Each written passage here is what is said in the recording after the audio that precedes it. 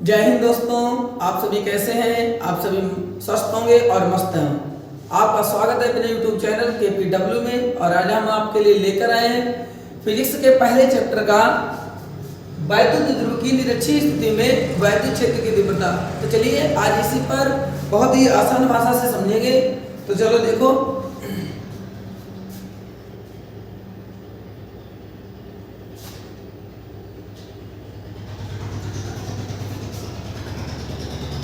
माना एक वैद्युत द्विध्रुव AB है। माना एक वैद्युत द्विध्रुव AB है जो -q और +q आवेशों से मिलकर बना है, जिसकी लंबाई 2l है। जिसकी लंबाई 2l है। इसका मध्य बिंदु O है।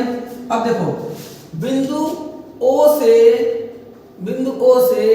r दूरी पर निरक्षीय स्थिति में एक बिंदु P है। निरक्षीय स्थिति में एक बिंदु P है जहां हमें वैद्युत क्षेत्र की तीव्रता ज्ञात करनी है। दोबारा रिपीट कर रहे हैं, देखिए ध्यान से।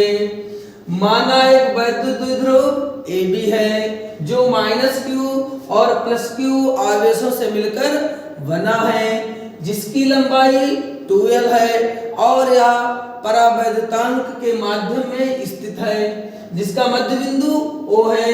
बिंदु O से r दूरी पर निरक्षीय स्थिति में एक बिंदु P है जहां हमें वैद्युत क्षेत्र की तीव्रता ज्ञात करनी है। समझ में आ गया गाइस? चलिए देखिए आगे आराम से।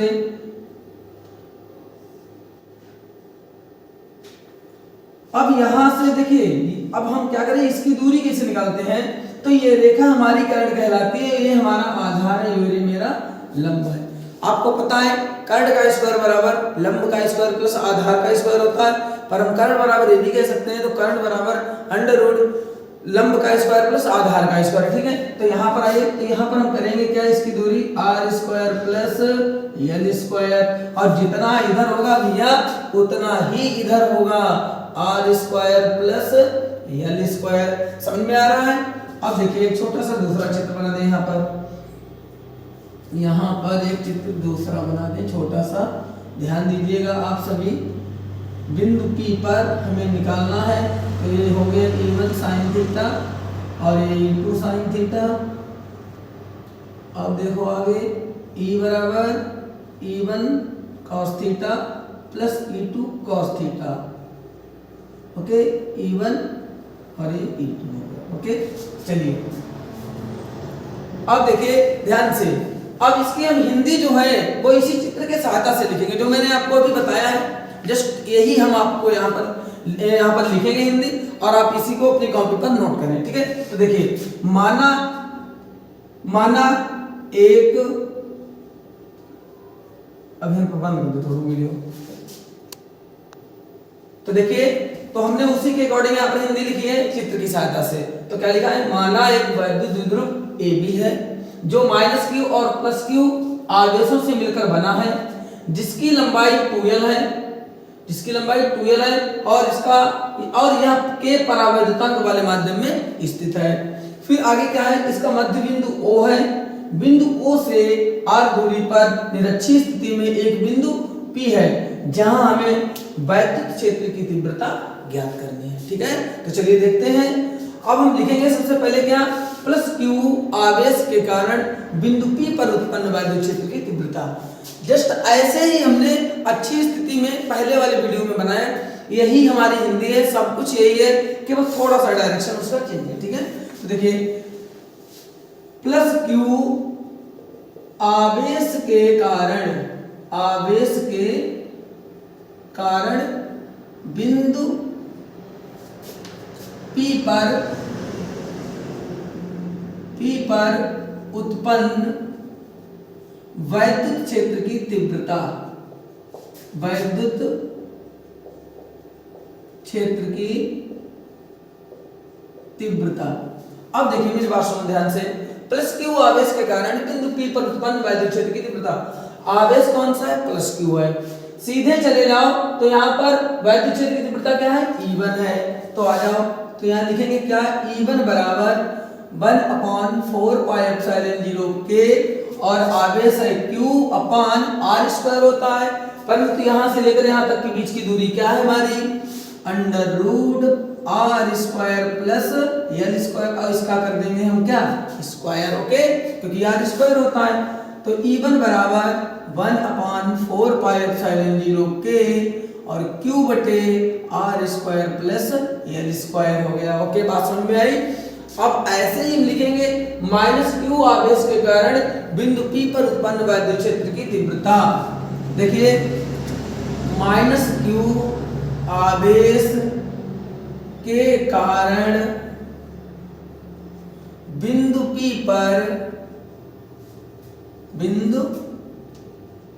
पर उत्पन्न वैद्युत क्षेत्र की तीव्रता, वैद्युत क्षेत्र की तीव्रता। ओके, तो माइनस क्यू आवेश के कारण बिंदु P पर उत्पन्न वैद्युत क्षेत्र आवेश Q माइनस का, अब यहां से चलेगा तो सीधे E2 मिलेगा।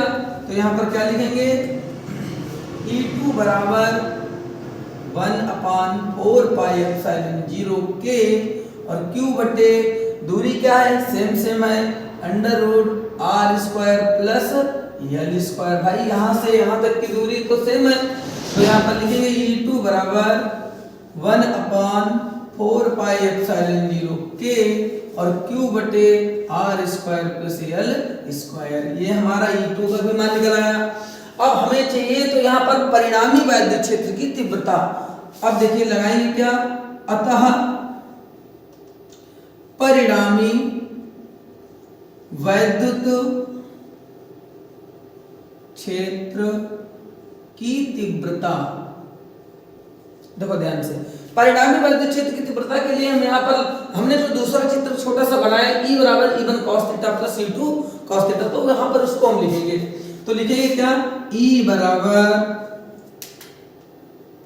E1 cos theta plus E2 cos theta. Okay, अब E बराबर भैया देखो ध्यान से, अब cos थीटा दे रखा है, cos थीटा का सूत्र हमें तो मालूम है नहीं इसमें क्या है क्या नहीं है। तो चलिए आते हैं इसी चित्र की सहायता से देखते हैं। cos थीटा बराबर आपको एक सूत्र समझाया जाता है, हाई स्कूल में खूब पढ़ाया जाता है। cos थीटा बराबर लंब बटे cos थीटा बराबर आधार बटे कर्ण होता है। क्या होता है, cos थीटा बराबर आधार बटे कर्ण होता है। तो cos थीटा बराबर आधार बटे कर्ण होता है, आपको हाई स्कूल में खूब समझाया जाता है। cos थीटा बराबर आधार बटे कर्ण, भैया आधार हमारा है यहाँ पर क्या, यल, और बटे में क्या है, कर्ण, और कर्ण हमारा क्या है, under root R square plus L square. ये हमारा कर्ण हो गया। ओके, तो देखिए आगे बहुत ही अच्छी तरीके से इन दोनों में मैंने cos थीटा को कॉमन ले लिया। अब जैसे मैंने कॉमन लिया ऐसे, तो अंदर क्या बचा, E1 प्लस E2 बचा मेरा। ओके, बात समझ में आई ना।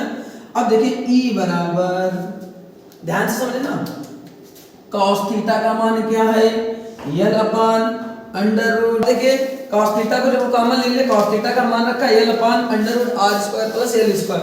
अब लिखा है यहाँ पर E1, भैया E1 का मान क्या है, 1/4 पाई एप्सिलॉन 0 के और Q बटे R square plus L square plus, फिर मैंने देखो E2 का मान क्या है हमारा, 1/4 पाई एप्सिलॉन 0 के और Q बटे R square plus L square. इसको भी मैंने ऐसे लिख दिया। अब आप एक चीज जानते हैं, बड़े ध्यान से देखिएगा, तो E बराबर L upon under root R square plus L square, और यहाँ पर क्या लिखा है कि जो देखो जो इतना लिखा वही उधर लिखा प्लस, ये दोनों संख्याएं सेम है। जब सेम है तो इनको क्या करेंगे, जोड़ देंगे, और 1/4 पाई एप्सिलॉन 0 एक और एक हो गया 2Q और अपान में आया R square plus L square. बात समझ में आ गई। अब इसके बाद में देखो थोड़ा सा बचा है, बस उसको भी आराम से समझ लीजिए।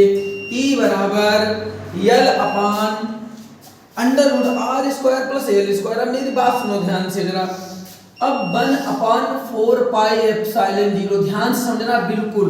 अब इसकी गुणा हम अंदर करना है ऐसे, तो देखिए L upon under root R square plus L square था, यहाँ पर की गुणा हम यहाँ पर करेंगे, तो यल की गुणा पहले 2Q में करेंगे, तो क्या हो जाएगा 2QL हो जाएगा, बटे में आ जाओ, इसकी मल्टीप्लाई इसमें करेंगे तो ये हो जाएगा under root R square plus L square, और R square plus L square. देखो देखो इनकी दोनों की मल्टीप्लाई मैंने आपस में कर दी। अब उसके बाद में क्या करेंगे, जब हमें मैं तुम्हें एक फॉर्मूला समझाया जाता है, एक ट्रिक समझाई जाती है कि ये हमें बताया जाता है कि जब आधार समान होता है तो उनकी घातों को हम जोड़ देते हैं। जब आधार समान होता है तो उनकी घातों को हम जोड़ देते हैं। तो पहले तो हम इसको सुधार लें, q गुणे 2l लिख सकते हैं, 2 की गुणा l में कर दो, q गुणे 2l हो जाएगा। यहाँ पर मैंने क्या किया है अभी, तो E बराबर 1/4π0 और Q गुणे L की गुणा हमने 2 में L की गुणा करते 2L हो गया। अब देखो एक बात ध्यान से समझिएगा, जब नीचे आधार दोनों में सेम होता है तो उनकी घातों को हम जोड़ देते हैं। अब इनकी जब हम घातों को जोड़ेंगे तो कैसे जोड़ेंगे, देखो अंडर रूट, यहाँ पर हम आपको थोड़ा सा समझा रहे हैं। तो जैसे अंडर रूट लगा तो अंडर रूट जो होता है उसमें घात में 1/2 होता है। कैसे होता है जरा ध्यान से समझिए, R square plus L square, और ये अंडर रूट लगा है, अंडर रूट का पावर में 1/2 हो जाता है। और जहां पर कोई घात नहीं दे रखी है भैया वहां पर तो 1 दे रखा है, जहां पर कुछ नहीं वहां पर 1 घात है। अब दोनों के आधार सेम सेम है तो एक काम करो, इनकी घातों को कैसे जोड़ेंगे। आप एक बात तो समझते हैं कि 1 में आधा जोड़ेंगे तो 1.5 हो जाएगा, तो 1.5 को हम 3/2 लिखेंगे। कितना लिखेंगे, 3/2। पर लिखेंगे कैसे ये भी तो समझिए, 2 की गुणा 1 में करो, 2 1 कर 2 और 2 में 1 ऊपर वाला जोड़ दो तो 2 और कितना हो जाएगा 3, और 3/में कितना रहा 2। बात समझ में है ना। चलिए नेक्स्ट देखिए लाइन। अब इनकी घातों को जब हमने जोड़ दिया तो R square plus L square की पावर हो गई 3/2 हो गई। अब हमने आपको एक चीज और समझाई है, ध्यान से समझिए, क्योंकि P बराबर वैद्युत द्विध्रुव आघूर्ण Q गुणे 2L होता है। ओके बात समझ में। और आर स्क्वायर की कंपेयर में हम एल स्क्वायर नागंड मान लेते हैं, ठीक है। इसको हटाना है, बस हटाना है तो बस हटाना है, 1/4πε0 और ये हो गया P का मान, बटे में आ जाओ, ये हो गया आर स्क्वायर प्लस एल का मान हो गया नागंड यानी 0 मान लिया मैंने।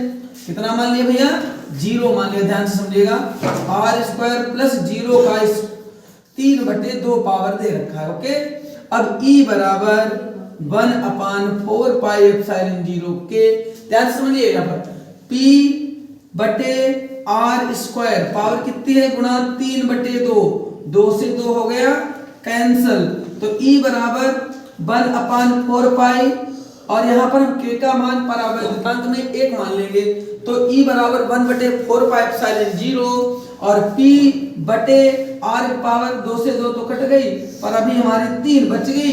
ये मेरा सूत्र फाइनल हो गया और आप इसको कॉपी पर नोट करें और अच्छी तरीके से तैयार करें। जय हिंद।